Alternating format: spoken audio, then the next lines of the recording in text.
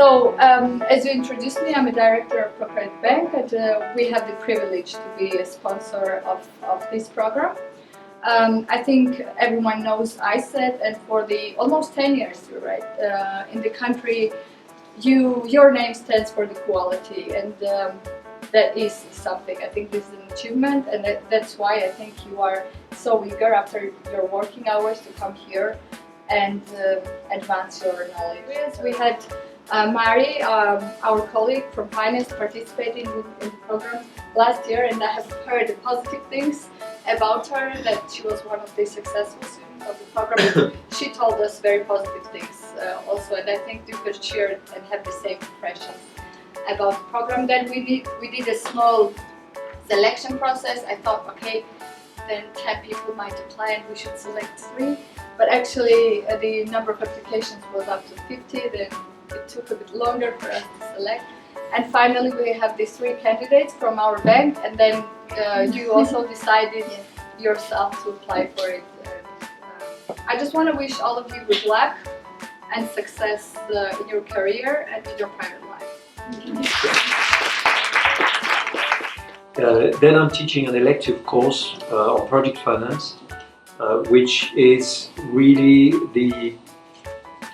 the idea of how can finance really be applied to a developing country like Georgia?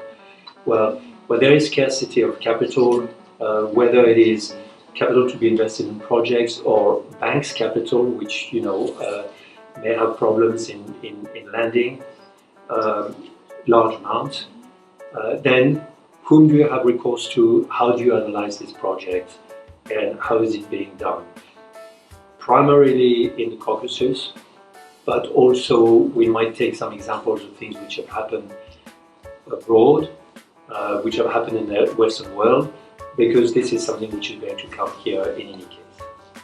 So yes, I guess very happy to be here. I hope we can have a great time together.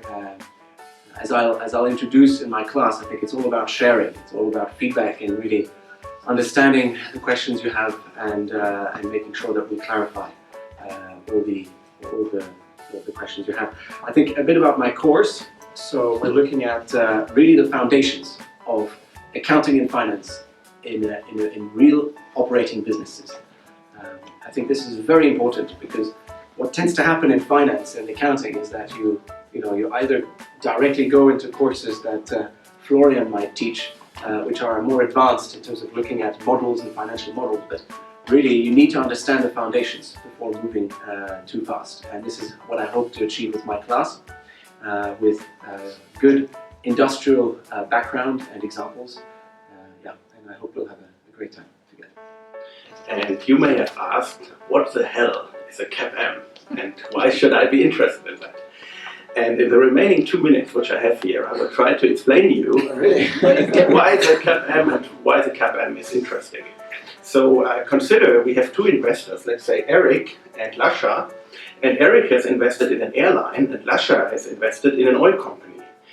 Now it turns out that the airline industry and the oil industry, their values are negatively correlated, which means that if the airline value goes up, usually the oil value goes down and the other way around. And maybe you have heard that there is a negative relationship between risk and return. If an investment has a high risk, then you want to have a higher return for that. Now the question is, how can Lasha and Eric agree on one return that a certain investment should have? Let's say an airline investment, because if Lasha would buy it, he has bought oil industry, it would reduce the risk of his portfolio because it's negatively correlated if he would add this to his portfolio. While in Eric's case, who has already an airline, it would double up the risk because he has then 2 items in his portfolio which are positively correlated. This is an interesting riddle, right? How can the market in such a situation agree on the right return that is demanded if everybody holds different portfolios? This will be answered with a CAPM in 2 months from now. I'll be teaching behavioral finance, and the courses you will learn before me is about based on assumptions that people are rational. My assumptions are that people make mistakes. And so this is actually many years of experimental research showing that indeed people do not make rational decisions all the time. And we know people make mistakes, they are obese, they smoke. What about finance? In the finance, actually, in 2013, Robert Shiller and Eugene Fama were awarded the Nobel Prize. And they have diametrically opposed theories. Eugene Fama says asset price movements can be predicted because people are rational. And Shiller says we can predict asset prices, and he coined the term irrational exuberance.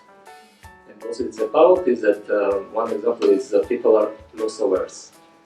Loss aversion means people tend to avoid losses and they prefer more gains. When people are in gain area, they are risk averse, but if people lose, then they become more risky, and this creates a loss chasing behavior.